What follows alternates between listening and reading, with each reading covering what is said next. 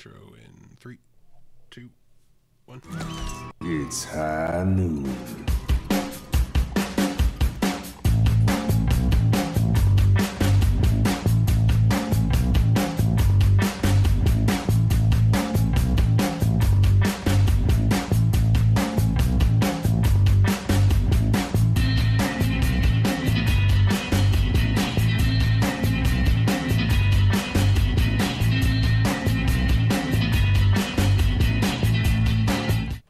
Hello, everybody, and welcome to the 4th episode of Fantasy Overwatch League Play or FOWL Play. I am DeathBlow, and we are going to be bringing you all the action from Week 3. We're going to be talking about the leaders and feeders from last week, looking forward at the matchups next week, giving you guys some sleepers and some players to douse the flames on and cool your expectations on.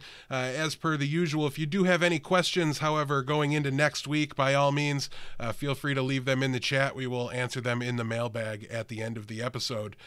Now's about the time I should normally be introducing you guys to the co-hosts over here. So as always, joined by TheBlevins, my usual co-host on the flagship show. How you doing today, John? Hello. And of course, Asmith is here with us as well. One of the new co-hosts here on our shows, doing this show, and also he's a panelist on Around the Payload. Asmith, how are you doing today? Man, I'm so good. Life is good. So good. Had another good fantasy week, but we'll get into let's just get into that right now and move in and talk about how we did this week. This is where we talk about the fantasy leagues that we're in. We have a little bit of another new thing to talk about. We did another live draft for the new scoring format earlier today. So talk to us about how that draft went for you, A. Smith, and also how you did last week in your fantasy matchups. That draft went very interesting. Supports went off the board first, which was super weird, but it was kind of a weird reaction type deal. I don't feel nearly as confident in my team as I have on other teams, but what you gonna do? You get stuck with who you get stuck with sometimes. But I think overall we're gonna have a pretty good season on that one. But overall, I went 4-0 yet again. The perfect fantasy week. What can I say? I'm a fantasy god. But you should ask Death, because this is the third time I've beat him now. I beat him 998 to 925. Ooh. It was a really close game. Had Harry been playing, it would have been even closer. But he wasn't, and I won. So take that. You and Houston can shove it because I've beaten you 3 times. I will take some solace in the fact that my demise came completely on the back of the Dallas Fuel still being awful. Blevins, talk to us about this week, how you did, and how the draft went for you earlier today. Yeah, so this week I actually got some wins on the cute applause. You're cutting out really bad. Oh, okay. We got some wins on the board in my leagues, which was really great. I went X and 2 this week. I still don't know how many leagues I'm in. So I won. I think I won more times than you did, A. Smith, and you went 4-0, but I lost 2. So who knows how many leagues I'm in? I certainly don't. But the new scoring system has been helping me out a lot, and it's actually kind of made me, in a way, care a little bit less about the old leagues, because it just feels like obsolete almost. So it's an interesting thought, but I'm still in those leagues. One of my leagues, I think, ended up being awful. It's a 10-man league, and it didn't switch over to the new scoring system, and I just have like no chance of ever recovering. I don't think I'll score over 300 points in that league. Like, my starting roster had just straight up 3 zeros on it. I think I was starting XQC, and it was still the best roster I could have fielded. But that one's got a lot of work to do. I got a lot of work to do on that one. But as for the live draft, everyone kind of caught on to the support, rating the supports higher right off the bat. Taco had the pick that I think everyone wanted, although I felt like I wanted it more than anyone else. In Jonak, I ended up with Rio J Hong. I think for the most part, with the exception of like a couple of picks, I'm in pretty good in pretty good shape. I got a pretty solid team. And I think this one, with the new scoring system and it being like the not pro, but the expert league, I think a lot of room to wheel and deal in this one. And I think this is going to be the main one that I put the most care into. Yeah, so as for myself, the draft went, I thought, really, really well for me. I was able to get Meko in the first round, and Shadowburn and Birdring were still there for me, in the follow-up rounds. From there, I stacked up on a bunch of really solid supports. And then I've got guys like Taimu and Miro and Fraggy and Zebosai on my bench who I think are going to have a really good chance to have some upside later on in future metas when they either return to heroes they're more comfortable with or, maybe find new homes or something like that. Just kind of high upside guys that might increase in value going forward. So I was really happy with how that draft went. Obviously this week I did fall to Asmith. Like he said, it was really, really close. It was a phenomenal match, but I went 2-3 overall. I did really, really well when the Dallas Fuel were nowhere near my team and couldn't hurt me. But Taimu got me in a couple spots. Harry Hook got me in the experts league, but it's a long season. I got faith, and I do think me and Asmith have two of the better teams in that league.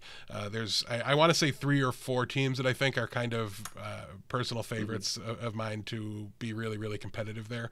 And I do think Asmith has one of them as well as myself. So it'll be interesting to watch that battle come up again. Obviously, it's a long season. We'll play at least 3 more times, I think, right? Because we played first, we're likely to play 4 or 5 probably. times. So. Well, I'm looking forward to that, definitely, and that's going to wrap up the How We Did This Past Week segment and move us along into the leaders and the feeders from last week. Man, it was an interesting week. There was upsets all over the place. This is really our first opportunity to talk about them, but we're going to focus more on the specific players that we're working with here. Starting off with the tanks, let's take a look at the first one overall. Asmith, who is the first leader of the week? We'll let you get your feels good man in right away. First lead of the week. I was kind of crapping on this guy a little bit, but turns out he decided to play Hog, and goodness gracious, his Hog was amazing. Yeah. Mickey turned it to another level. He put up 298 points for a tank. That gives him the first overall position on tank and the number 4 overall player this week, period. He turned up in whole nother level. He was 201 more points than he did last week. So switching Mickey to Hog gives him infinite more value in fantasy. Leaving Mickey on Diva, Yeah, definitely a little iffy when he's over there on Diva, but like you said, his Hog leveled up a lot. This week was strong enough to bring him into the top 5 overall point scorers among tanks after a sub 100 point week in the first week of scoring for the new system, which was week 2. So big things to be expected for Mickey. Somebody that honestly could be available on the unsigned players, so definitely keep an eye out for him there. Blevins, talk to us about the next guy here on the list. Yeah, so we've got Gamsu of the Boston Uprising. Boston had, I believe, 2 five-game series, which always helps with your points. Boston looked really good this week, obviously upsetting London Spitfire and upsetting. I don't even know if you consider winning a placement match is probably the way to put that. Winning a close match, to say the least, against Dallas. Obviously, those 2 extra maps are going to help a lot, and just it's really seeming like Boston is really starting to really pop off in a lot of places and really show that they're a force to be reckoned with, and that's going to obviously help you out when you're looking to get fantasy points. Yeah, they sure seem to be good enough at dive to compete with everybody, which means like they're not getting blown out. They're not having those terrible performances. Maybe not good enough at other compositions to, stack enough wins to be a playoff team. But as a fantasy player, we don't have to care or even worry about that. So that's nice to hear. The last one here that I'm going to talk about is Roshan. Kind of a surprise here. 167 points. He was the number 7 tank and the number 37 player overall for the Shanghai Dragons. Not a team we expected to really be talking about. But this was a starting caliber tank. Positively. Right. In your standard kind of 8-man leagues or your deep 10-man leagues, this is a clear starting performance from a tank. And again, somebody that you could have even considered as a flex option. Using the new scoring system, he definitely had a surprise week here. Somebody to keep an eye on. Definitely somebody that might be available on your waiver wire. So make sure you check that out and keep an eye out for him. Moving into the supports, let's change up the order a little bit here. We'll go backwards. I'll take the first support on the list. Chipsagen had a big week. Like we said, Dallas was, won a match and then went deep to 5 against Boston in their loss. So a big week from their players and their fantasy performers. Chipsagen, no exception, 232 points. The number 7 overall support and the number 17 overall player, regardless of position. So a really big week again from, he's not the last Dallas Fuel player we'll talk about in the leader section either. So a big week from all of them. But yeah, Chipsagen led the charge for them in the support category, especially with Harry Hook. But anyways, Blevins, talk to us about the next guy here. Yeah, we had Calix again of the Boston Uprising. It's the same sort of story. 5 games, really being on point as a team is really getting there for them. It's going to be interesting to see if the Boston Uprising players are going to really continue to move forward. But this week, a really big performance by most of the Boston Uprising team that actually played. We're not going to talk about him here, but we'll talk about him a little bit later. One of their other players that I've got my eye on as well. Asmith, who's the last support leader this week? The last one, and this is a familiar kind of situation. You'll notice all 3 of these people are Mercy players. Ark, he put up 249 points. That gives him the number 5 support spot and number 15 overall. Put up 74 more points than last week. I think that the long game against Seoul really helped him out. And they played a long game against Philly as well. I think they played both games to 5. So 2 games to 5 really helps out your support players, especially your Mercy players, because they get more reses, and res is worth a lot of points. So it'll really help you out there. Ark overall played a really good job, and I think he's gonna be a strong fantasy player. Yeah, like you said, across the board, everybody involved in an extra match on the support side of things really overperformed. So maybe something to look at going forward. Close matches are the ideal scenario for your support players, not blowouts in either direction. That becomes very difficult. And the blowouts in the wrong direction definitely become almost risky for you, I would assume, as well. But we'll know a little bit more on that when we take a look at some of the feeders from this past week. And moving along, let's take a look at the DPS leaders. Blevins, you haven't gone first yet, so start us off on the DPS side of things. Yeah, so we had Siegel, really a breakout week for him. Obviously, Dallas getting their first win was good for them. He played 100% of the time here, so that was kind of interesting. We saw 0 from Taimu, so thanks, first pick overall in the last expert draft. But yeah, Siegel is one that, again, we'll be talking about in a later section, or at least I will.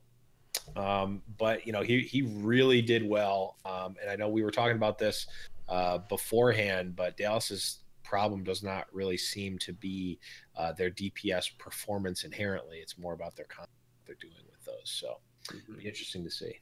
Yeah, even in their weeks when they've been really subpar as a team, this week they did seem to get back on the right track a little bit. Obviously, the quality of the opponent dropped some, but either way, I think they looked better, just to the eye. They looked like they were more coordinated. And even when they've been bad, Siegel's been a constant presence in the kill feed, and he's definitely been playing well, even in their bad games. But Asmith, talk to us about the next DPS leader for this week. The next DPS leader is one of the person who caused so much havoc for the Dallas Fuel, and that was Stryker. Put up 299 points. That's good for the 2nd overall DPS, number 3rd overall player, period.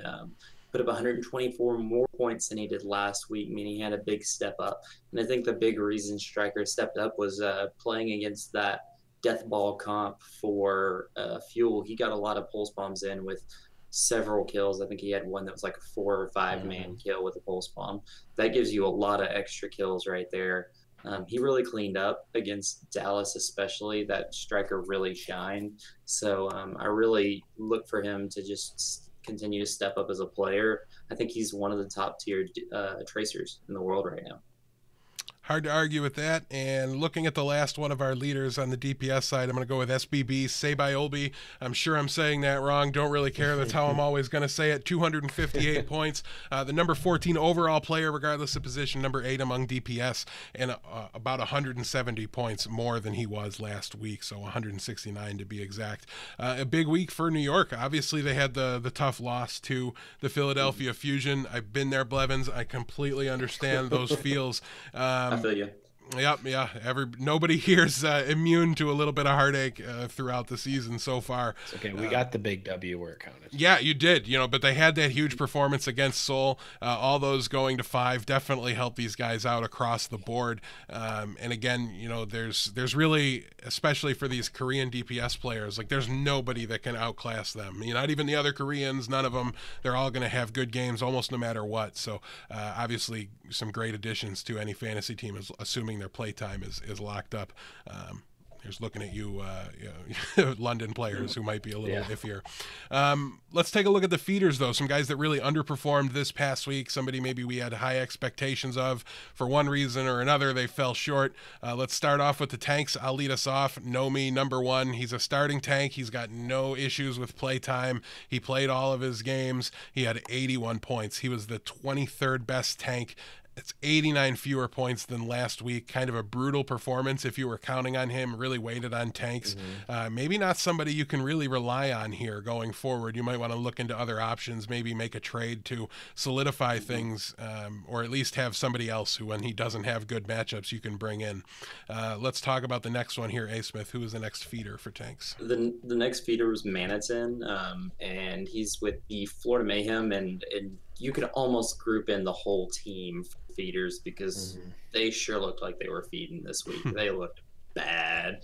He put up 86 points. That's good for the 21st overall tank, and that gave him 86 fewer points than he did last week. They looked bad. Manitin did not perform well, and it's hard to perform well as a tank when your team's not helping you out, and that's just how it looked from the eye test. I feel really bad for Florida players. Hopefully the signing period changes some things. Here's to hoping, Florida. Yeah, Manitin looked to be kind of one of the lone bright spots for a team that was really struggling. Maybe somebody who you could get some serious fantasy value out of, especially once he became allocated as a tank instead of a flex player. I got really excited for him. Definitely disappointed through the first week that we've been really tracking it and looking at it. But Blevins, talk to us about the next guy. He's got a bit of a built-in excuse for being here, but the one game he played wasn't really good enough either. Who's our third feeder for tanks? Yeah, it's Poco. He didn't play. He only played one game. And I think he was week 1. He came out of nowhere. Not a lot of people knew about him. Week 2, he actually continued to be great. And then week 3, he played one game. I think a lot of people, myself included, got burned by this. I mean, honestly, when you look at what he had last week, let me check real quick. He had 163 points, and he had 44 this week. It's like when you're counting on a tank to have over 150 points for you. I mean, you can be picky with your tanks now in the new scoring system. Same with supports. When you're starting a tank, it means something. And when that starting tank gets 44 points, that's game losing or week losing potentially. So I think Poco kind of burned us there, but all these guys really kind of burned everyone, because if you're getting under 100 points with your tank, you're really you're not in good shape. Yeah, one thing's definitely clear looking at it so far. Diva players are a little bit hampered by the new scoring system. I would definitely rather a main tank currently, though you don't get credit for the ultimates with the Diva player, but they do have better, kill numbers and finishing blow numbers. But Poco, 44 points from a 5-match win, from a 5-map win. Not really the kind of performance you're looking for. Moving into the supports, Asmith, lead us off. Who was feeding on support this week? Top feeder right now, Boombox there. He put up 93 points, 25. That gives him the 25th spot for supports, and he only played one game. I think had he played another game, Boombox would have been great. But right now, it looks like they were trying to work in their Korean players, especially against a team like Shanghai. You take advantage of those and get some people some playing time. And Boombox, unfortunately, sat. So therefore, if you're starting Boombox, then you got hurt this week. But you know what you gonna do? He still performed. He put up 93 points in one game, which is still pretty strong. So I think he's a good player, but he just kind of wet the bed this go around. Yeah, definitely a little tough. Something to keep an eye out here. If Shanghai can't prove to be a formidable opponent soon, and they had a much better week this week, so we might see less, kind of overall like 3-player substitutes like Philadelphia did in their matchup there. But yeah, it might be something to definitely be wary of. That people are gonna be sitting when they get to play against Shanghai. It's not going to kind of be the cake matchup that it might look like on paper. Blevins, who's the next support feeder from last week?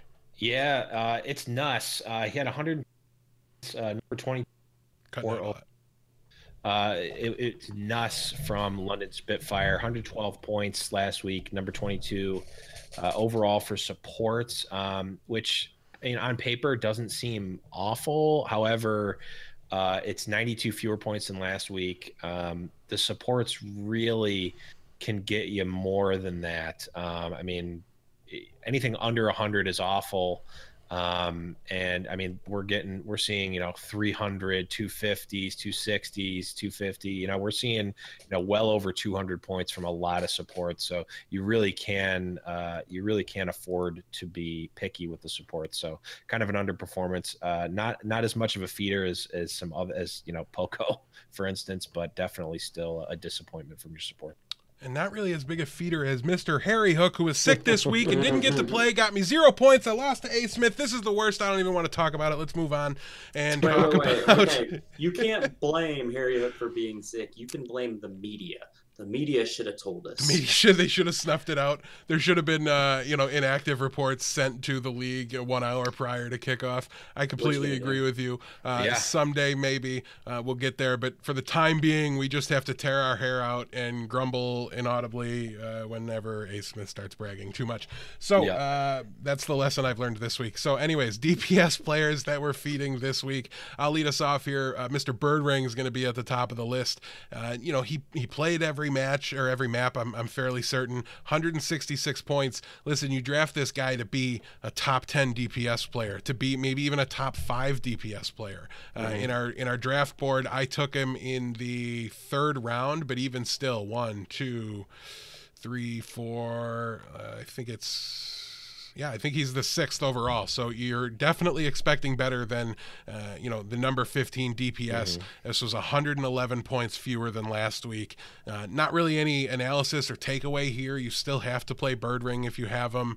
And you're not going to be dropping him from your lineup, but just it hurt me. He could have done a lot more for me, and hopefully they don't, find ways to drop games to teams like Boston that I don't think really they have any business losing to. Notably, you could say Birdring scored less points than Undead.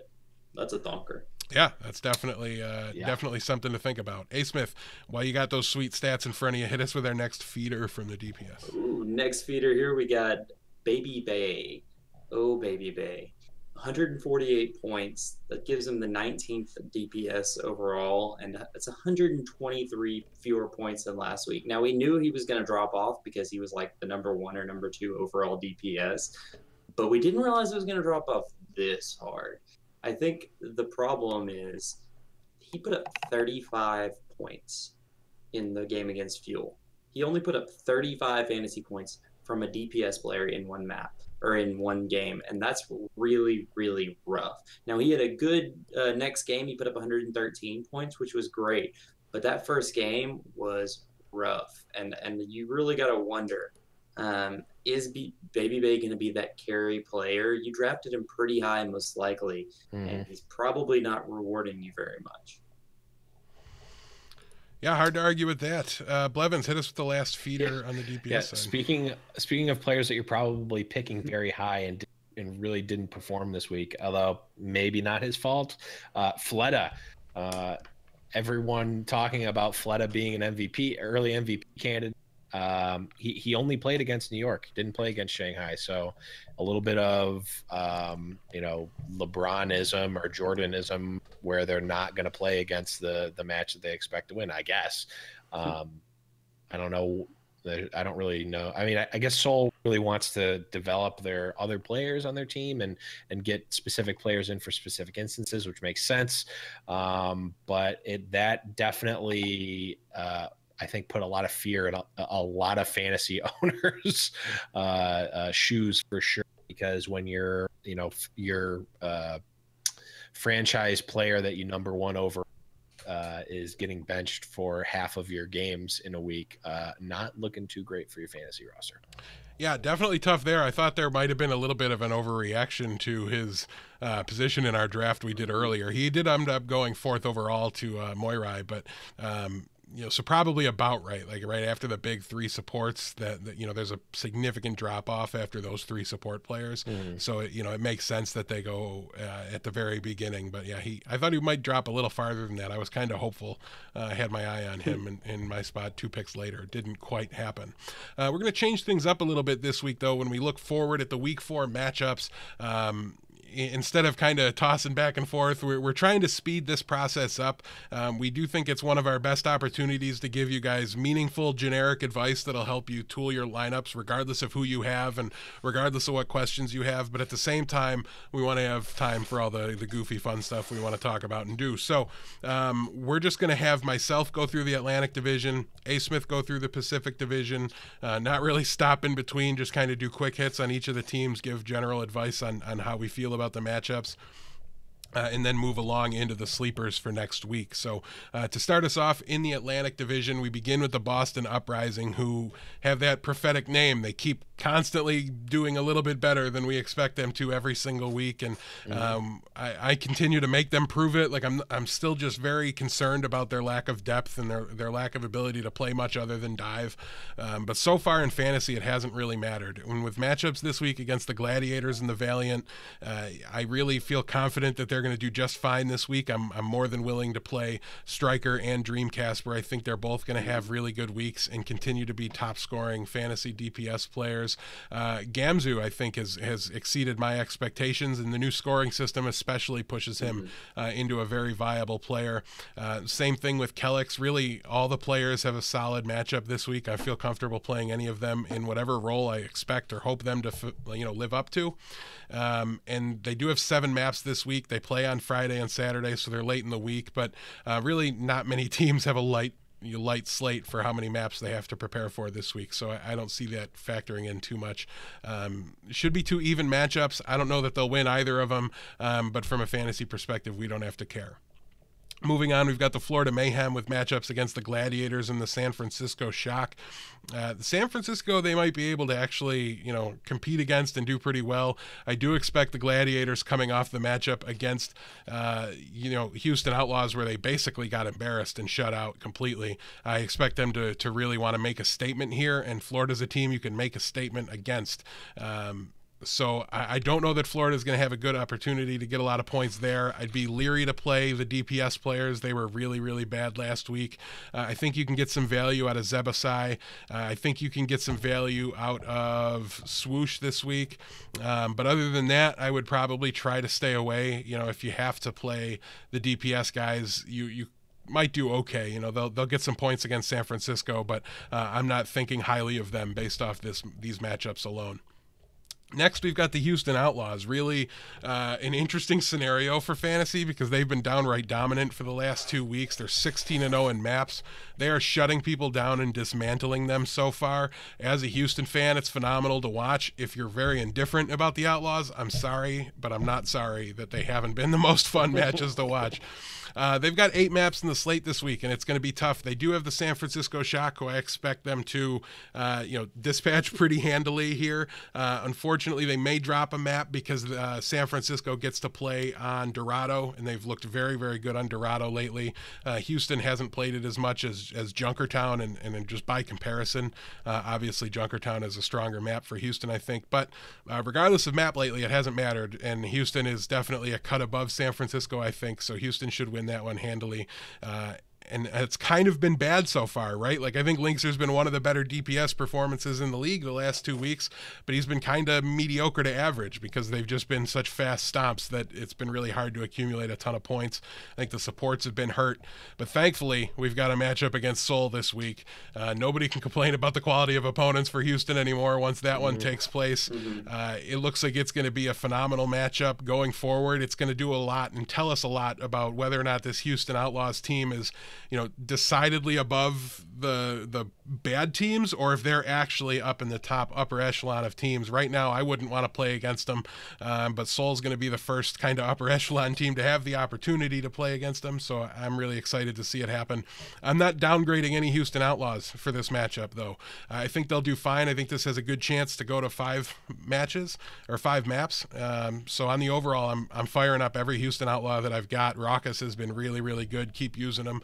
The tanks are just fine, and the DPS players should be better this week than they've been in the last couple, I think.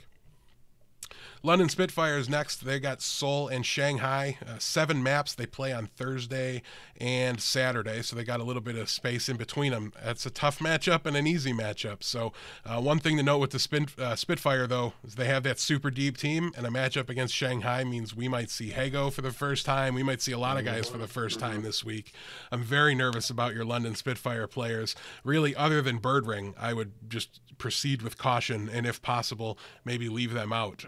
We're still learning a lot about this team, especially after the loss to Boston. I think maybe we're far less confident in them overall. So I think the Seoul matchup is a negative, and obviously Shanghai just scares you because who knows who will play. New York's got the easy slate this week. They've only got 5 maps. They play on Thursday and Saturday. They play against Shanghai, and they play against the struggling Dallas FOWL. I think these might almost be too good. I'm a little nervous about my New York players. Anybody with guaranteed playing time is fine. I don't expect Pine to continue to sit on the bench despite the shaky performance last week. I think they'll fire him up against Shanghai for a get-right performance. And then after that, we'll have to wait and see exactly what plays out. But I would play Meko. I would play the support players. Obviously, Arc was really, really good. Obviously, Jonak, you're never going to sit Jonak. But I would stay away from the tanks, considering they're already splitting, other than Meko, the main tanks. And just proceed with caution with New York. You've probably got to play them. But if you're in a shallow league with a lot of options, you might want to consider sitting them down. The one thing I would say about Pine is I don't expect him. I personally don't expect him to play just any maps. Like, I don't think that he's going to be. He is going to be the specialist where he's only coming out for certain maps. He's only going to be playing in certain maps. That's what I think, just based on how they've played him, what they've said publicly. So I wouldn't put too much stock into Pine playing a ton, even if it's Shanghai. Yeah, Pine is basically on never start territory right now. You cannot use him until he gets some sort of steady playing time for even a couple weeks in a row. If they play him nonstop for a week, I would just assume something was up. Like whoever sat all week was sick or something was going on. Right. There was a plan. Until we see it a couple weeks in a row, I wouldn't buy into him completely. The last one till I shut up and Asmith takes over is the Philadelphia Fusion. They play against the Valiant and the FOWL this week. They've only got 6 maps, so on the lighter side of things, they play on Wednesday and Thursday, so they do play kind of back-to-back games early in the week, which definitely can be tough, but they're not a stranger to that. They've already faced that this season, so I think they're going to be fine. Listen, the DPS players have been lights out. You've got to use them. I don't expect either of these matchups to be considered so easy that your usual starters aren't out there. I think we saw some of the Koreans come in, but I don't expect there to be much of a shift until maybe stage 2 starts, when they've got an opportunity to reset, take a week off, really go into scrims and reset the strategy to base them around the new additions or the bench players that they want to bring in. So I think for the time being, we'll treat the Shanghai game as an anomaly and assume that that's not going to happen again. But you do have to keep an eye on it, obviously. But yeah, solid matchups here. Valiant will be tough. I think this is a bit of a placement game. I'm not quite so sold on Philadelphia. I think they've been kind of inconsistent on the overall so far. But I think this will give us a good idea of what they can do. If they can dispatch the Valiant, we'll have to definitely take them, as a consideration for a team that can push into the top tier with the Korean teams sooner rather than later. And then I do expect them to be able to take Dallas out while they continue to work through their problems. But Yeah. And I do have one thing to say about the Fusion. The reason that you're starting to see them start to work in their Korean players, Hui just got into country, who is their Korean coach. The other two coaches are European, so he communicates better with the Koreans. So that might also be a reason why you're seeing an uptick, not just because it's Shanghai, and I get it. Don't bank on that, but I'm just thinking out loud here. But I do think with Hui being here, they're going to start inputting those Koreans and getting them a lot more work, at least in scrims, and we might see that sooner rather than later. Yeah, it could be as soon as the start of stage 2. I definitely think it becomes a much more viable strategy once they get that opportunity to reset, like I was talking about. But Asmith, lead us through the Pacific Division matchups for the week. All right, first off, we're kicking it off. We got Gladiators. They are playing Florida and Boston. If anything, this is a good week for Gladiators. Obviously, they're not playing Shanghai, but other than that, I think these are some of their better matchups. Florida should be their get-right game.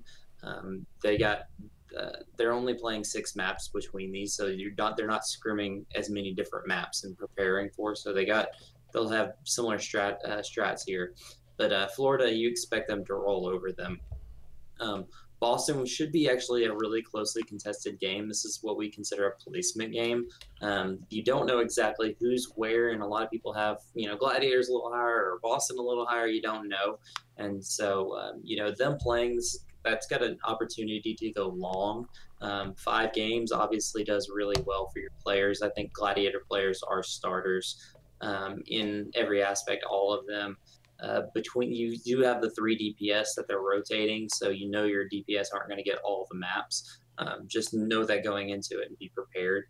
Next, we got the Dallas FOWL. Oh, my boys in blue have been struggling, and this is a rough week for them. They got Philly and New York XL. They're playing 6 different maps, and they're playing on the Thursday, Saturday, so they got them spread out. But boy, this does not look good. Philly, you might have a chance because they might be inconsistent and they might be on that downswing, and you might catch them off guard.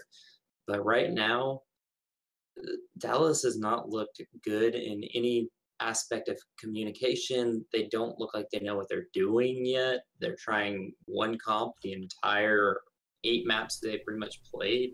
It just didn't make any sense to a lot of people, and I'm not sure they know exactly what's going on. Granted, all their players have enough talent to pretty much start, minus maybe Coco. So Effect and Seagull were looking really good. Now, who knows if Taimu comes back in the lineup? Nobody really knows what's going to happen. Thank you, reporting. We wish we got a little more, but what you gonna do? I expect this to be a rough week, but I do think Effect and is definitely a starter. I think Mickey can start and do well if they continue with this Roadhog only comp. So, all right, moving on. You got the Shock, and we're considered to the bottom of the barrel, and so they've got a hot and cold game. They've got a Houston team who's looking red hot, and they've got the Florida team who is looking ice cold.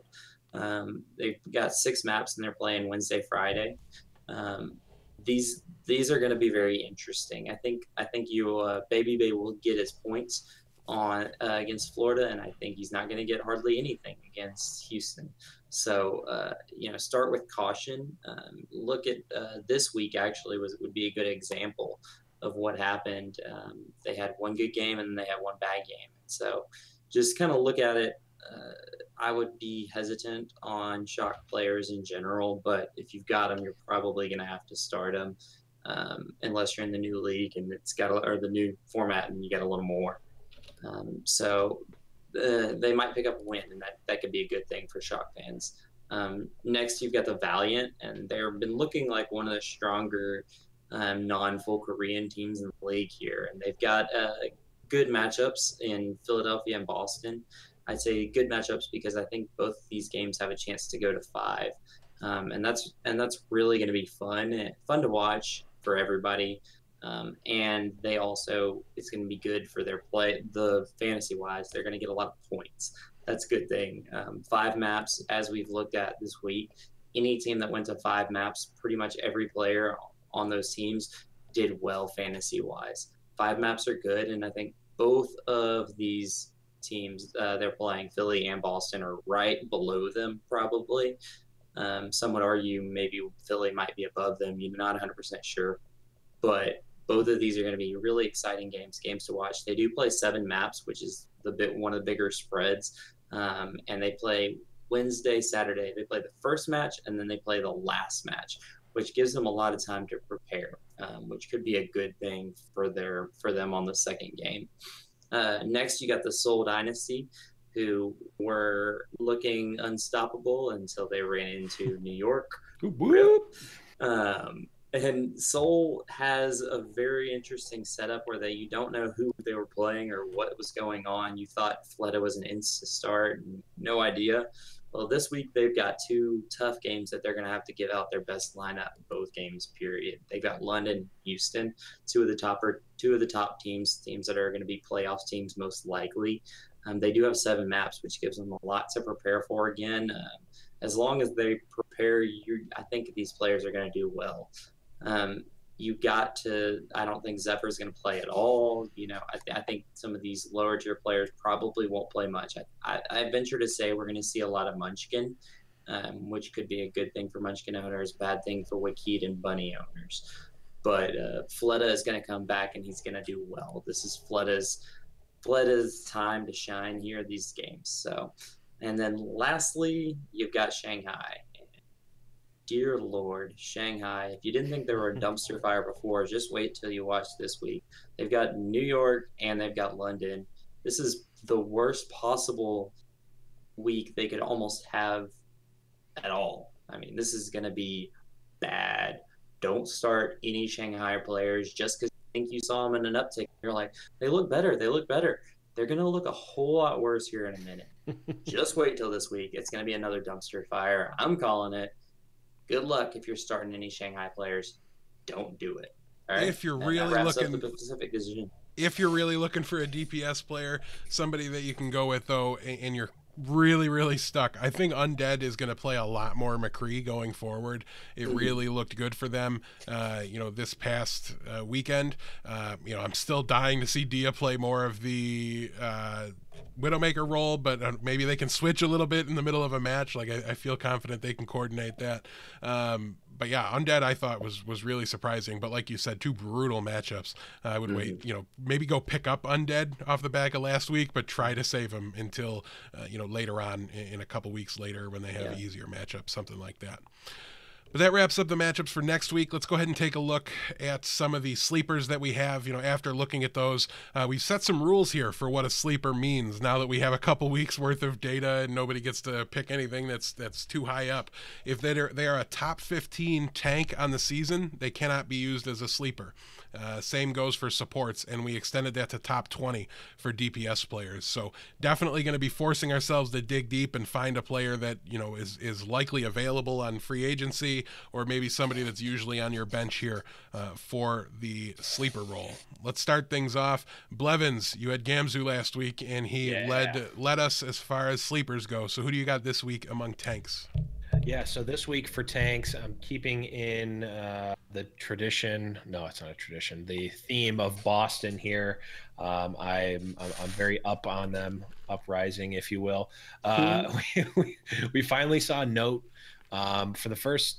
I think for the first time since the preseason, or at the very least the first time he got reasonable playing time, and he looked basically just as good as he did in the preseason. We were talking, Note kind of got that high noon bump in the preseason where he was looking very good, and he plays a different style of diva and a different style of tank than Kalios does, and I think they both look good, but Note looked really good. So it's a little bit of a risk here maybe to pick him up, because if he doesn't play, you're just completely boned. But maybe pick him up for your bench and see kind of how Boston plays him out. But I think if Note continues to play, he's a good point generator for sure. If you can pick him up either off the waiver wire or maybe relatively cheap from someone else that's not playing him, I would definitely consider it. Yeah, I had kind of a brutal situation this week with Note where I took him out because it looked like he wasn't playing anymore, and I put Coco in, who just did awful, but at least he was positive points, right? Like I didn't expect a good game from Coco, and then Note comes in, has a better game off less playing time than Coco. It was maddening, but at least that might save some 10-man lineups. One thing with Note, he did actually get benched later on in the second matchup where I thought he played significantly worse than he did the first one, but Kalios ended up coming in. I think it was only map 5 against Dallas.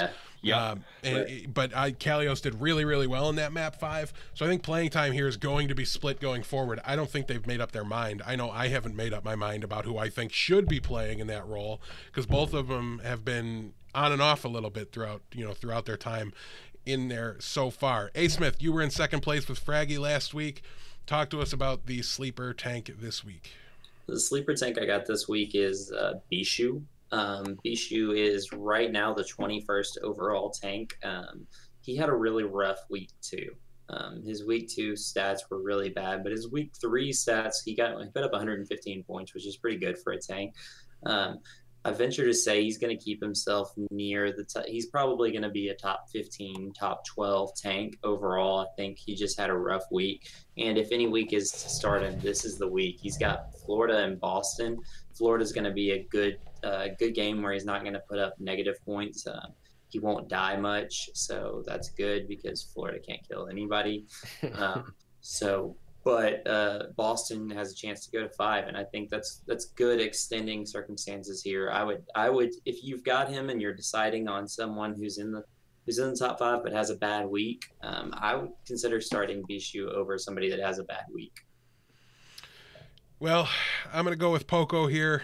I don't understand why he's had that rough week last week. Obviously, he did okay. He was missing some playing time. But I just think anybody that can throw self-destructs with such surgical precision has such a good opportunity to have a really significant point total and to make a big impact in your overall, weekly matchup here. So you've got to win each week. You don't have to have somebody that has the most overall points at the end. Looking at who Philadelphia has to play, they're going to be in these matchups the entire way, whether they win them or not. I expect them to definitely compete. And listen, there's just not a lot of pressure on tanks when you've got Shadow Burn and when you've got that DPS power that the Philadelphia Fusion have, just constantly harassing people. I feel like Poco just gets lost in the mix, and that's why so many of his bombs get so much value. Moving forward, though, I clearly had the run on sleepers last week, as I do have the top 2 spots for the next two roles here. But for supports, I'm going to lead us off. I won with Neptuno last week. I'm going risky here. Listen, Harry Hook, get better, bro. Vitamin C, just constantly hydrate. Like it's important, man. I need you at your best. You let me down, but I'm coming back to you again. I'm asking, please. You've got some rough matchups, but I just need to believe in the talent here. I need to believe in how often you play DPS heroes, and I need you to be better than, what are you, the 26th best support player? I think you're better than that. Hit the lineup, get in there and prove it to me, please. Blevins, who do you got this week for supports? Yeah, I've got Nuss from Spitfire, we talked about earlier, which I think just inherently leads you into it potentially being a sleeper. Maybe burned a couple people. I think, honestly, like with the exception of just Spitfire players being inherently risky, could be a decent pickup for your bench. I mean, it is risky, but I think a lot of the sleepers are risky. If they're a guaranteed thing, they probably wouldn't be a sleeper. They'd already be on someone's. So definitely keep an eye out for Nuss, but don't with a lot of these sleepers too. Don't bank on them. Definitely don't bank on them, like I have and made the mistake of doing so many of these weeks. Mercy players seem less likely to lose playing time right now because with the patch in the works and the new meta coming for stage 2, do you really want 2 of your support players spending extended scrim time worrying about playing a hero that's about to get nerfed into the ground and like only be played with Pharah? I tend to think probably not. So I definitely like that selection. Asmith, who do you got for supports this week? This week I got Shaz. With the rise of Mercy mains and the new scoring system, the Mercy players get a lot more points. So you thought Shaz would be a top tier. He's a top tier flex support, sure. But then you throw in all these Mercies and Shaz goes way down. He's the number 17 overall support. You would think, wow, Shaz is amazing. He frags out. He does really, really well. Gladiators, like I was saying earlier, have a really good schedule for fantasy points this week. I think Shaz is going to be able to. He's probably going to end up in the top 10 support this week, if not top 5. I think Shaz really has potential to score a whole lot of fantasy points this week. He's definitely a sleeper in the aspect. If you looked at the last couple of weeks, you're like, what the heck? But bank on Shaz this week. I think he's a sure thing. It's something I feel like we're going to be saying a lot all season, because no matter how much we say it on any of our shows, people don't seem to catch on, and they constantly seem to be underrated. But Shaz and Big Goose, I mean, that's a big goose. That's not a small goose over there. Big goose. It's a big goose. Big goose. So, you know, these guys work really well together, and they bring out the best in each other. And while they might not be at the top, 3 of any of their roles individually, I think they're, up near the top as far as overall performances goes. From support groups. So keep an eye on both of the LA Gladiators supports. If you can, I feel like you can make some good value trades for either one of those guys in a lot of leagues and maybe make an upgrade, especially if Harry Hook comes back and has a bad week. On trade value could probably move Harry Hook for somebody like Shaz or Big Goose, and maybe by the end of the season really significantly upgrade your team. Who knows?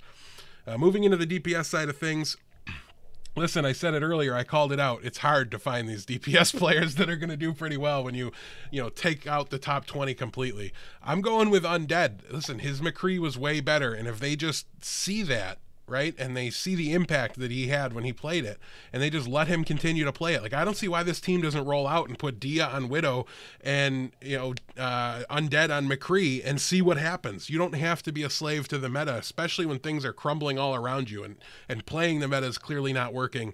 And I think we're seeing the meta adapt a little bit to be more McCree and Widowmaker centric instead of just purely about dive. Like, this kind of anti-dive has developed from within Overwatch League and really taken off.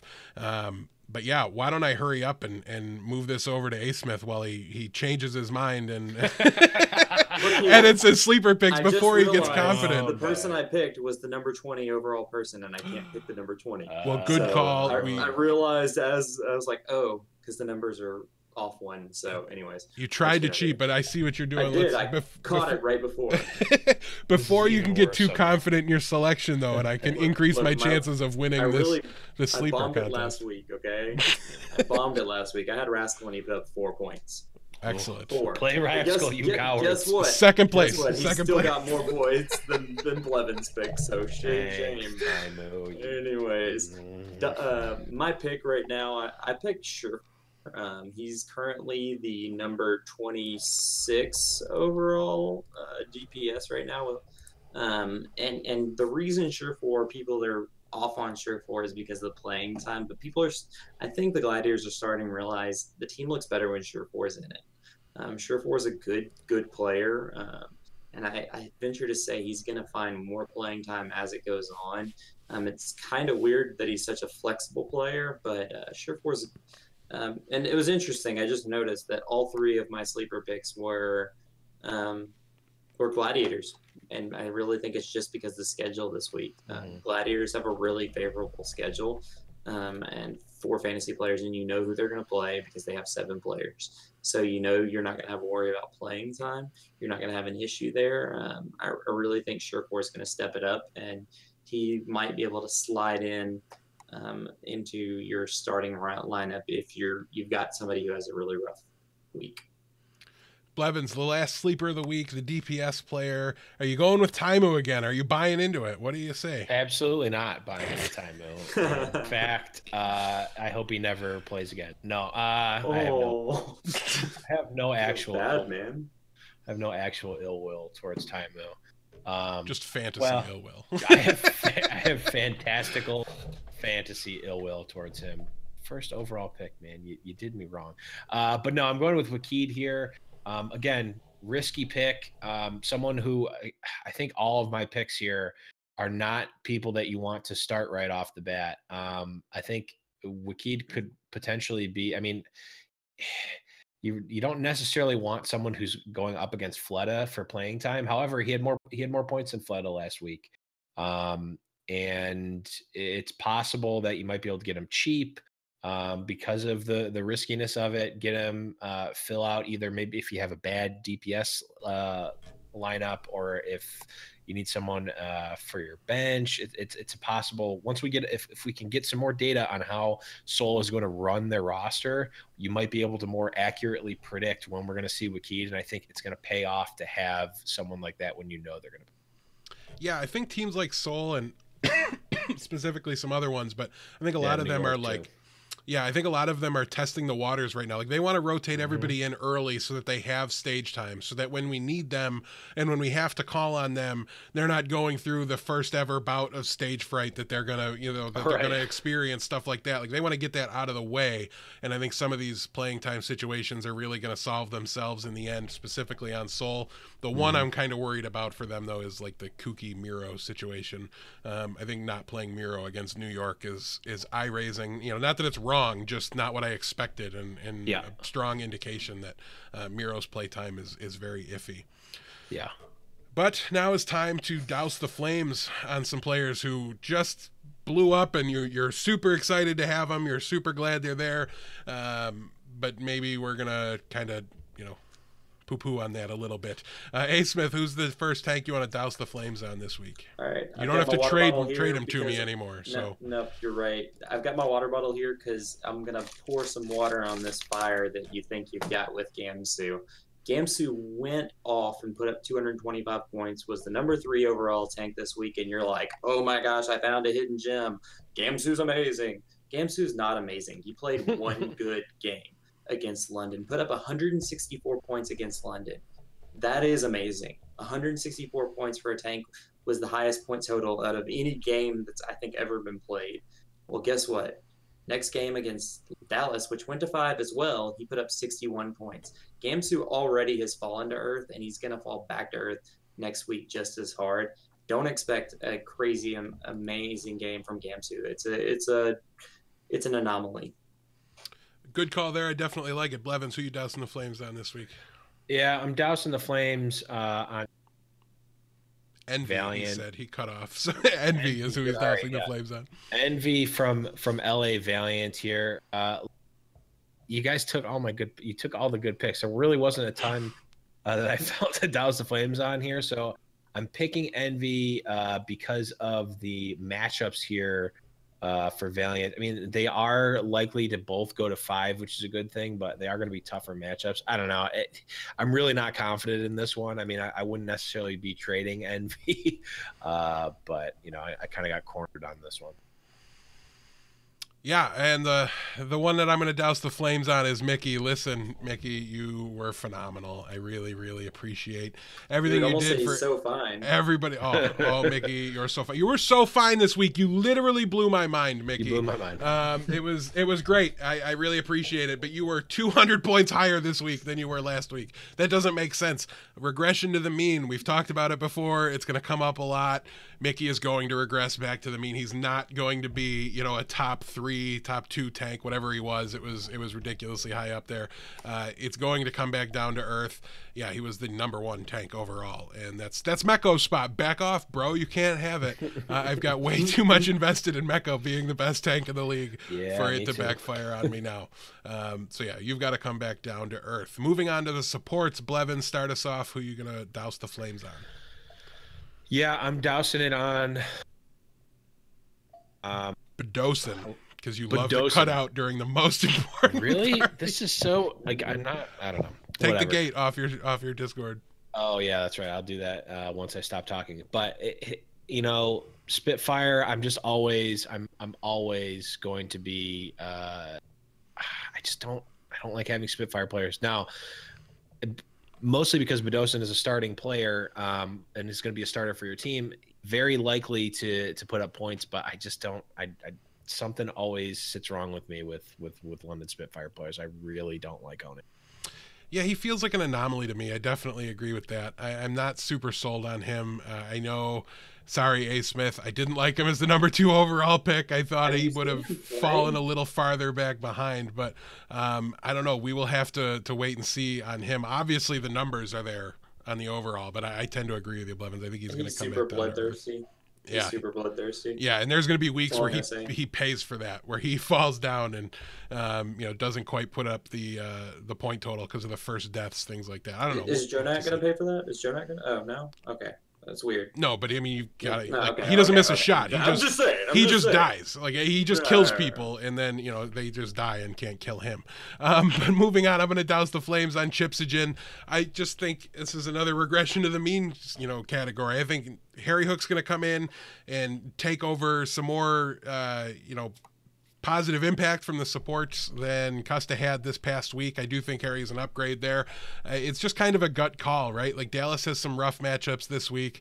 If they're not going to be improving and becoming a significantly better team quickly, then I'm a little worried that Chip's kind of playing out of his role. Like he's not super comfortable on the Mercy. He's the best option they have on Mercy, but he's still not the greatest Mercy player out there, and I just worry that he's going to have some brutal weeks.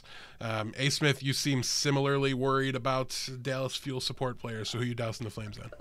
Okay, I'm going to douse the flames on Custa, or however you want to pronounce his name, Mr. Australian man himself. He came in, and mainly he came in because Harry was sick. There's no getting around that. Everybody knows Harry's a good player. Custa... he did really well. I mean, he put himself as the number 12 support this week. So he's not a bad support. He's a good support player overall. I just don't think he's up to Harry's snuff, and I think he's going to sit out because Harry's going to be playing. So sorry, Custa, you're a good player. You're just on some good supports on your team right now. Yeah, stage 2 might be a big Custa stage if the Moira strat takes on in a big way and gains popularity on more maps. But for right now, I agree 100%. Let's douse the flames on some DPS players here. I'll start us off. I'm going to go with Striker. It's again, I'm not as high on Boston as a lot of people are. I think playing against both LA teams this week, I mean, I hate them, and then there's my analysis of them, which is separate. Okay, but yeah, I love Striker going forward. I just don't know that where is he at right now? He's the number 3 overall DPS player across the league, and I don't think that's maintainable for him. I think eventually it's going to fall off, and maybe it's not this week. Maybe the Gladiators are a mess. You're going to start this guy anyways, right? Like you paid too much for him, but just... don't make a risky play elsewhere because you're like, oh, well, I've got, Shadowburn and Striker, and I'm unstoppable because these 2 DPS, so I'm going to take a risk somewhere else. I think you need to lower your expectations a little on Striker and assume that he's going to be around like the number 10 to 15 guy instead of the number 1 to 5 guy. Blevins, who do you got? DPS players. All right, he's disappeared. So while he tries to figure that out, Asmith, who you dousing the flames on? Look, I'm going to douse the flames on your boy, Sabiobe, or however you want to pronounce it. He did really, really well this week. He put himself in the number 8 position. He put up 258 points, which is really, really good. But that's not his norm. Sabiobe had a really good second game. He put up 155 points in the second game. His first game, he only put up 103. That's going to be more of Sabiobe's games. He's going to put up 100 points a game, so he might find himself in the 200. I think he'll probably put up less than that. I think last week he only put up like 83 points. He's getting subbed out some with Pine too. Sabiobe did amazing this week. Don't take that away from him, but I don't think he's got the maintain to keep doing that. He's not a big point scorer for fantasy. Exactly. And we can hear that voice again. So let's go ahead and douse some flames, Mr. Blevins. Yeah. Well, you took pot shots at my boy SBB. I'll take pot shots at your boy Siegel from down low. Sorry. I don't know what he was flapping my wings. I'll just call in Pine. I'll call in Pine to get rid of that pest out of the air. But yeah, I mean, Siegel, he had a really a great week, but there's some talk. Well, actually, no, there's some confirmation that we're going to talk about in a second with AKM being on the Dallas Fuel. So, the capacity that Siegel plays in is going to be questionable.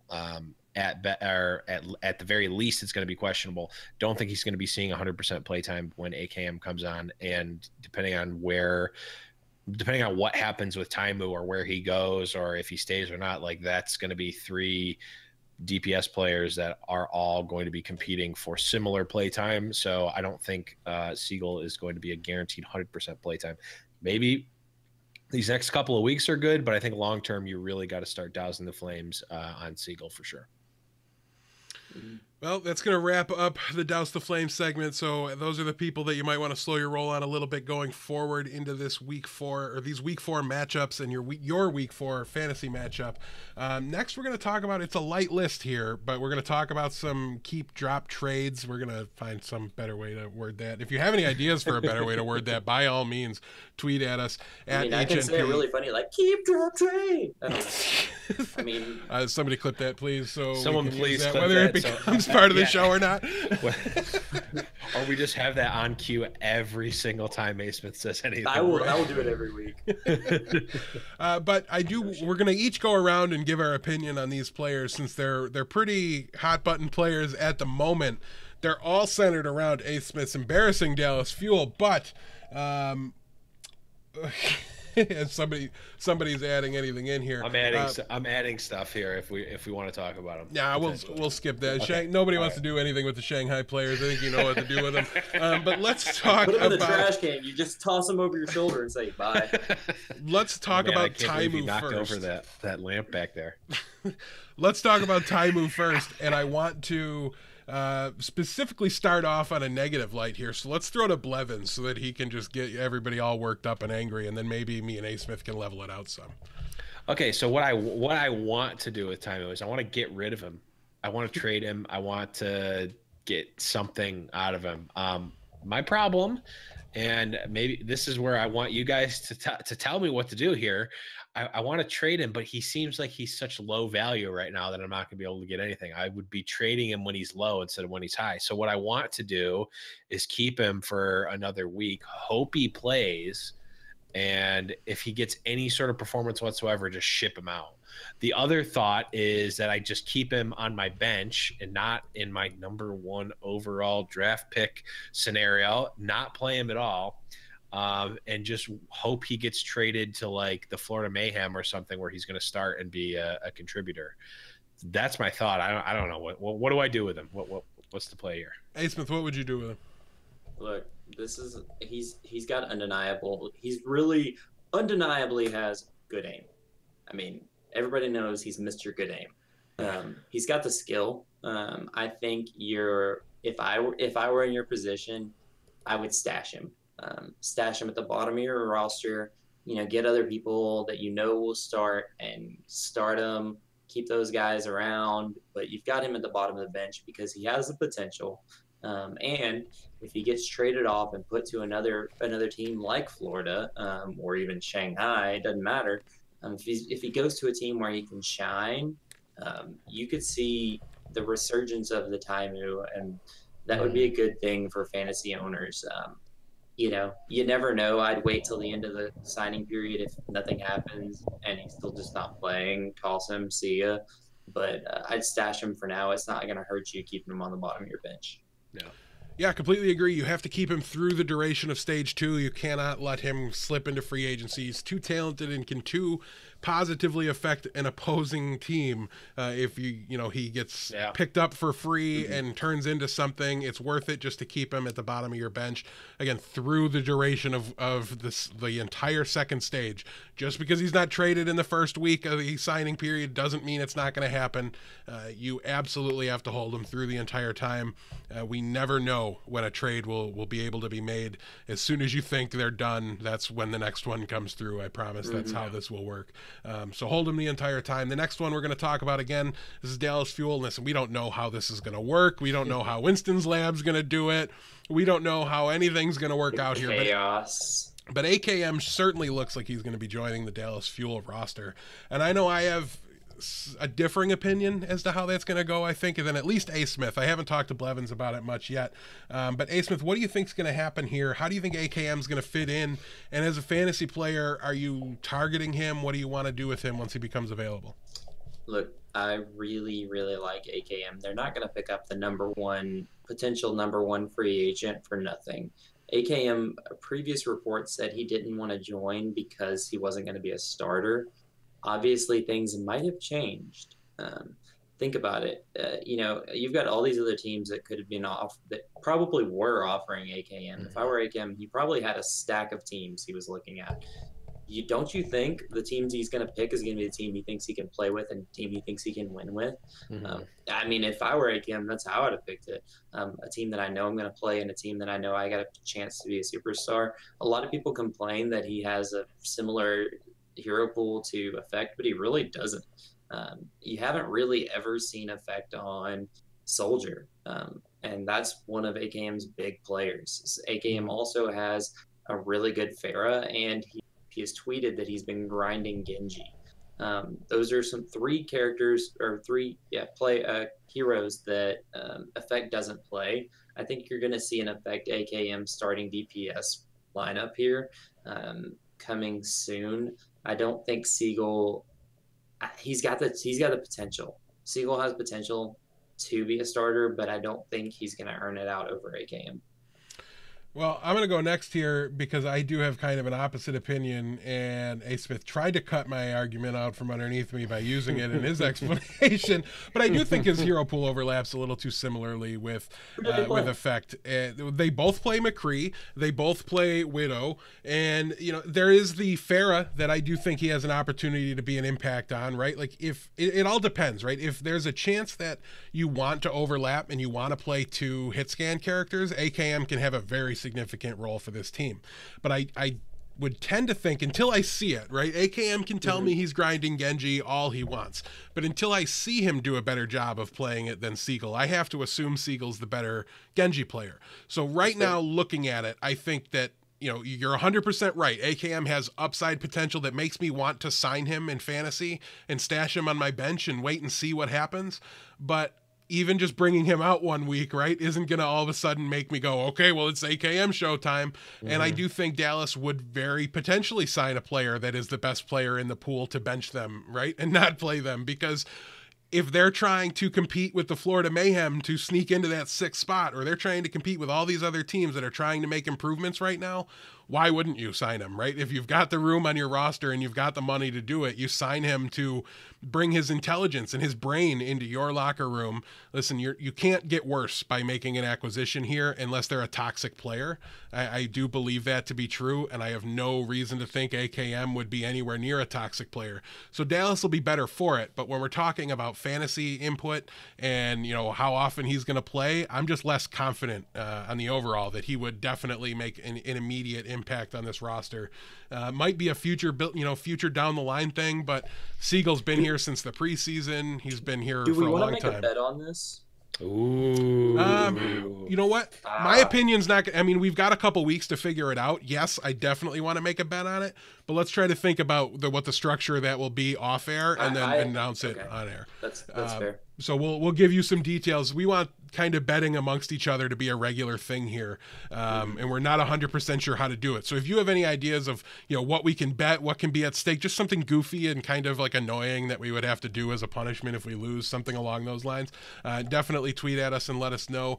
You can send tweets to @HighNoonPodcast or @HNP_FOWLplay, and we'll be more than happy to take a look at those and anything that sounds fun. Honestly, that you have ideas for this show, we're probably very interested in doing or trying. So let us know. Looking forward, I seem to have lost my notes completely. I don't know how that happened. I have one thing that I want to say about AKM as well. Oh yes. So I think the circumstances lean more towards AKM playing.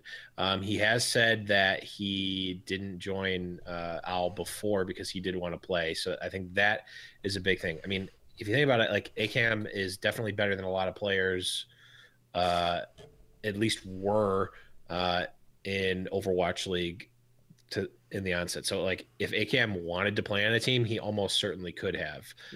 I don't see a reason why he wouldn't have been able to. The other thing is I think Dallas just has to hang up the old regime of what they've been doing. It's not been working. They switched things up significantly. Obviously, Taimu just kind of gone right now. Switched things up. I think, with Taimu not playing at all, and kind of the things that he said where, he can't play hit scan anymore and he's grinded and blah, blah, blah, blah. It just leads me to believe that they're making room, whether it's room on the team or room in the DPS slot, for AKM to come in. I think that makes a lot of sense. I think if they sign him, they have to play him. They can't, it does. I can see the argument of picking him up so other teams can't have him if you have the spot, and also the other stuff as well, helping your team out and having his brain in the locker room makes sense. But if I'm AKM, why would I go to the, bottom half team right now and not play if I can, I could probably go to a top half team and not play, right? It doesn't make sense. I can play on a team that is a playoff contention team, but I think AKM goes to Dallas because they need the help. He can go on Dallas and it can become AKM's team. It can become the AKM show. He can come and really turn the team around. And I think that's what Dallas wants. And I think that's what AKM wants in an ideal situation. I don't think we see Dallas pick him up and sit him on the bench. I just don't think. He definitely has that potential. I can't argue that. But the reason why he would sign with a team that doesn't really intend to use him is because he just sat out a stage and he had to deal with funny tweets from Monte Cristo about who do you feel worse for? It was this option. And he's like, why can't I choose AKM? And it was just some savage things. It was just, he can come and play though. He could come in and play on a team if he wanted to. Don't do it now, but think about some other teams that are a better fit and that might really, really benefit from him. Yeah. And after you talk about Florida, it becomes very, very slim as far as teams that need a hit scan specialist.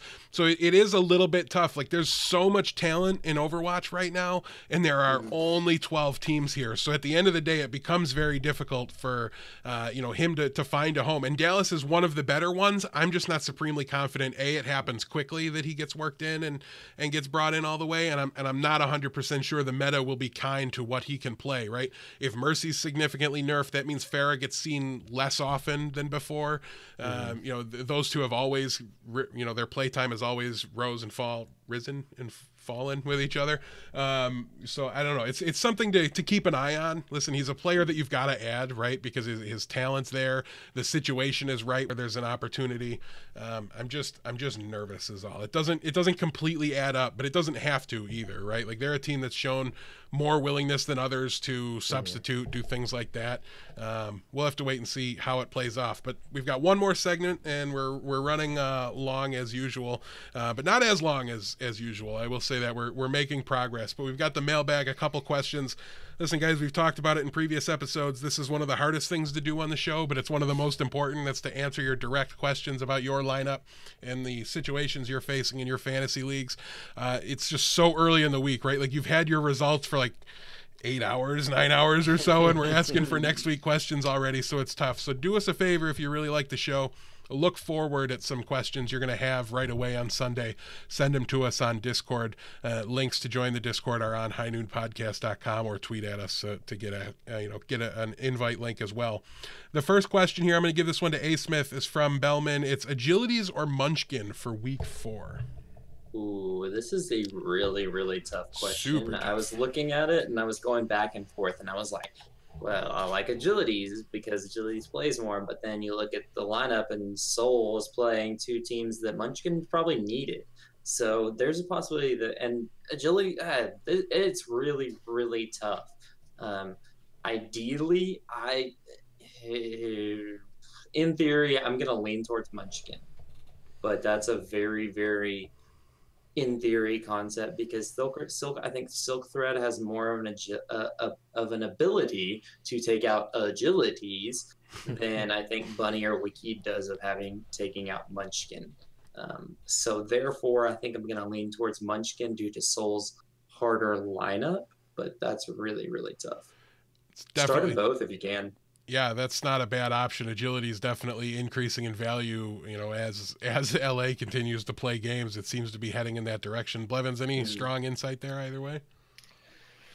No, I was actually doing research for the next question while we were going through that. So Sure, completely makes sense. I think that one, Asmith covered that well. The next one here, though, is Poke or Gesture for week 4. I'll give my thoughts on it as well, but Blevins, who do you got for this one? yeah, so I was originally thinking like, oh, let's go with Poco because Poco was so great, and then he just didn't play this week. So like, let's give him another week. But it's very disconcerting that that's the case. And I'm looking at the stats for Gesture versus Poco. Gesture had 182 in week 2 and then 121 points in week 3.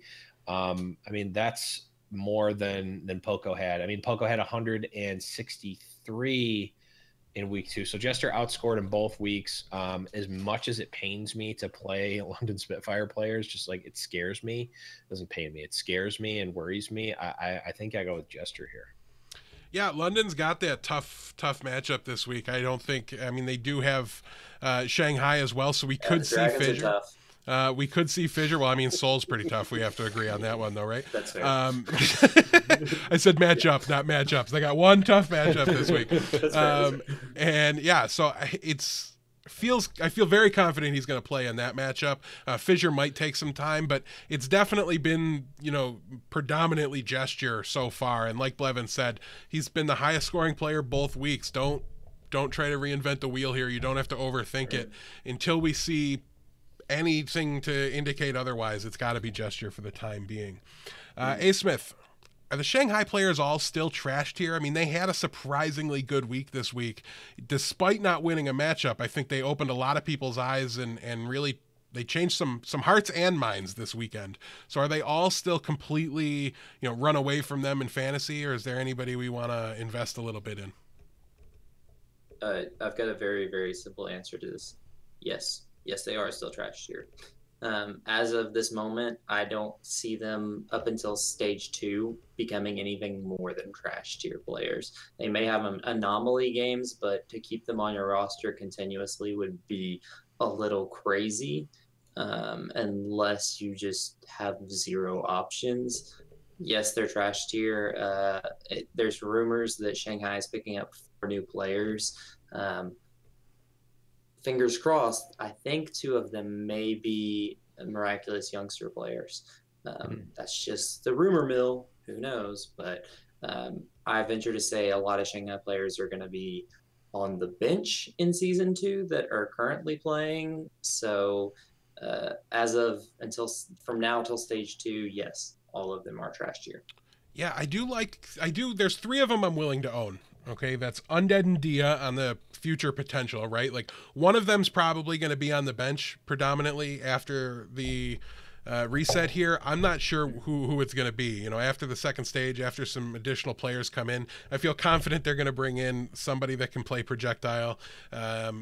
Maybe. Yeah, hopefully anyways. At least that's what I've been hearing, and the players that have been linked to them do seem to be, at least some of them seem to be projectile players. So hopefully they can bring one of them in. I'm willing to own Dia and Undead. I'm also willing to own Roshan. Listen, Zushu needs to stop playing, right? Because Roshan can't do anything when Zushu's out there. But when MG comes in, all of a sudden there's it's like Defense Matrix or something, eats up some damage, or I don't know what exactly goes on, but it's crazy. The difference for Roshan is remarkable. I'm not super confident that the team will get it together and that I want to use them. I'm definitely not touching them with a 10-foot pole this week, and they're 2 brutal matchups. Right. But I'm willing to keep them on my bench and consider using them, when they play against Florida again, when they play against some other, lower end team. San Francisco right now, I think they have a chance to beat. There's going to be some opportunities, and when you have players that are, listen, I think we've all got at least one. Well, maybe not Asmith. He's undefeated over the last 2 weeks. But me and Blevins definitely have teams that have, a spot on there that's brutal right now. And, if I'm talking about Coco, Note, or Roshan at tank, not this week. I'll play Note. But if Kalios eats into his playing time and it's minimal next week, the answer might end up being Roshan next week. And so it can very well happen that you need to use some of these guys. You don't want to have to use them, but those are the 3 I'd be willing to. And one of the supports actually had an okay week too, didn't they? Yeah, the Mercy almost always has a good. Altering at 163 points this past week. Yeah, Again, that's fair. not this week. Mercy. He's going to get crushed this week, and I don't want to play him, but maybe later. FOWL had 133 points too. Yeah, they're players that you can use when your roster's in an unfortunate state and you just need to get points. But yeah, you know the championship roster probably will find a way to replace everyone from Shanghai. I've got a compromise. What's that? Most people are gonna be dropping Shanghai players left and right because of how crazy bad they've looked. Mm-hmm. I would venture to say you can probably wait till the end of stage 1 to pick some up off of the free agent wire. Mm-hmm. Yeah. Honestly, you know, and two, sometimes in leagues there's like one player that's like needlessly hated. And I think about my friends and family league, like everybody hated Jonathan Stewart one year in fantasy football, and they just didn't want to pick him up. I hate him too. Nobody could, but this was like 3 or 4 years ago. He was like a top 25 guy that year. It was crazy, and they just like left him sit there. So I just never touched him. Right, I didn't give any indication that I wanted him, and I just knew that I basically had one extra player on my team, because I was the only one that seemed to know Jonathan Stewart was alive and scored fantasy points.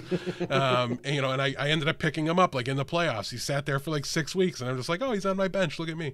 And then I grabbed him and used him 1 week, and it was really effective. So keep an eye out for that. If there's somebody that should be owned that inexplicably isn't being picked up week after week, you might just want to not touch him and know that you can have him whenever you want him.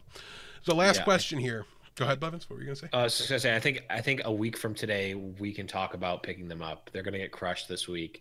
They might be artificially lower than we think they are, and they're playing against FOWL and Valiant the week after next week for the last week of stage 1, which they're definitely not favored matchups, but you know, we could potentially see 5 against FOWL, maybe, depending. No. Hey Smith, earmuffs, because if FOWL don't get it figured out, they very well might lose that one. Against Shanghai, I just as much as you hate to believe that it could potentially be true, it's not out of the realm of possibility, and probably less likely against Valiant, but you know, even in the 4-0s, we've seen them score some points too. Shanghai's still worse than Dallas, but they're improving faster over the last 2 weeks. I think that's at least apparent, but we'll see. It's probably won't get there, but I'm already nervous for you, A. Smith. I will actually, if you lose to Shanghai, I will be very nice to you that next week, because I'll just feel bad. One more question here, this time from Dashpack, came at us in Twitch chat. We do take these questions in Twitch chat, so if you're watching on Sunday night, by all means feel free to stop by, ask us a question there. Should I try to trade agilities for another tank? My only playable tank is Fraggy till Super or Sato can join in and start to play. Listen, is this old scoring format or new scoring format? I think that changes things drastically. Fraggy's a perfectly acceptable option in the new scoring format. He is a completely unacceptable option in the old scoring format. So agility's value is changing. He did. He's going to be up and down a little bit, but he just overall terrifying in the old format. Hey Smith, what are you doing here? Are you trading away agilities for I'm assuming mid-tier tank? No. Period. No. You've got Super and Sato on your bench. Super will be playable pretty soon. I want to say March. So you got another month of Fraggy, and I think as Philadelphia plays more together and everything, I think Fraggy's gonna get better. Mm-hmm. Fraggy may, even after Super and Sato get activated, Fraggy still may be your starter. I think he's gonna be fine. And Agilities is a very useful player, especially in the old format. Agilities is going to be really useful, and in the new format, Fraggy's going to be good. So I don't foresee either reason why you would trade him.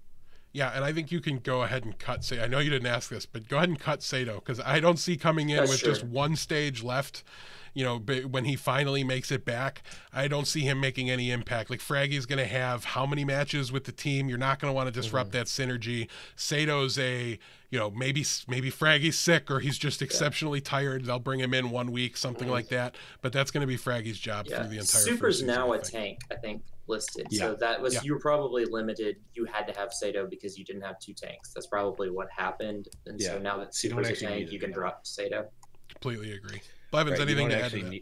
You don't actually need another tank, but I do agree. Drop Sato. I mean, I'm sure that unless you're in a 10-man league in the new scoring system and all the tanks are mopped up, like you're going to be able to find a better tank, maybe even a better tank than Fraggy. I would definitely check your free agency pool. No real need to trade agilities here, although I wouldn't trade agilities for a mid-tier tank, but agility is basically doubled the number of points you got from between week 2 and week 3.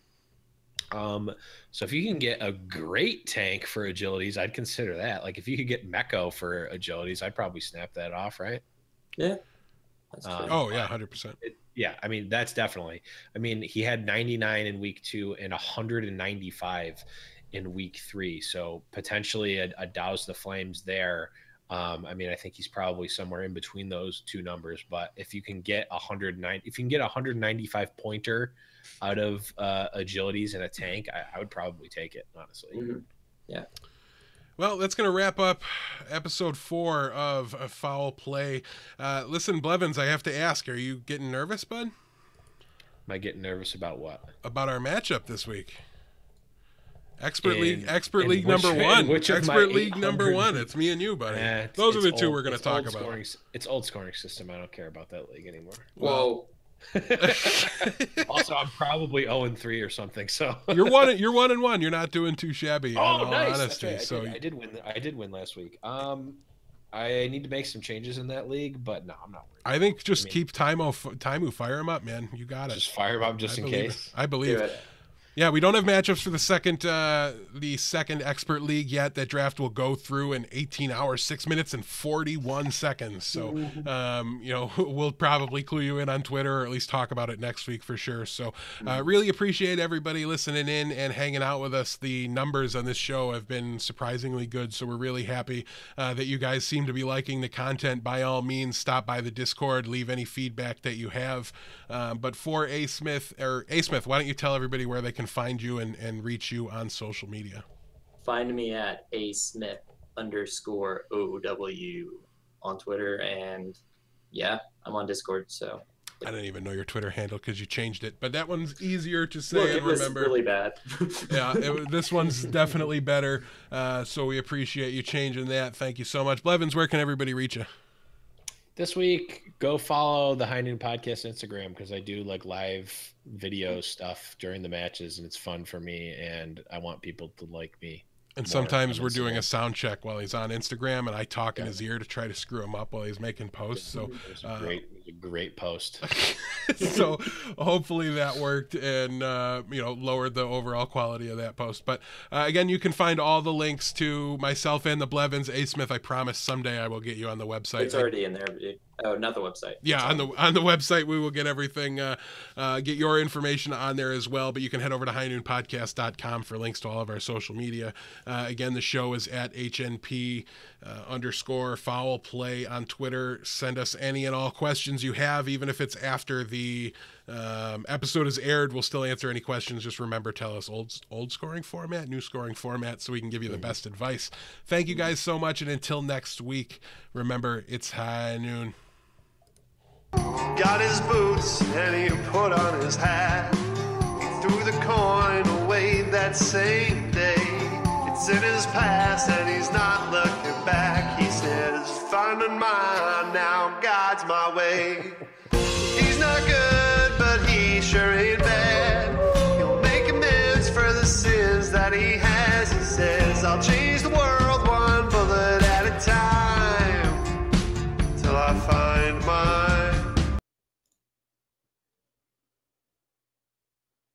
We are back, chat. Thank you so much, everybody. Dash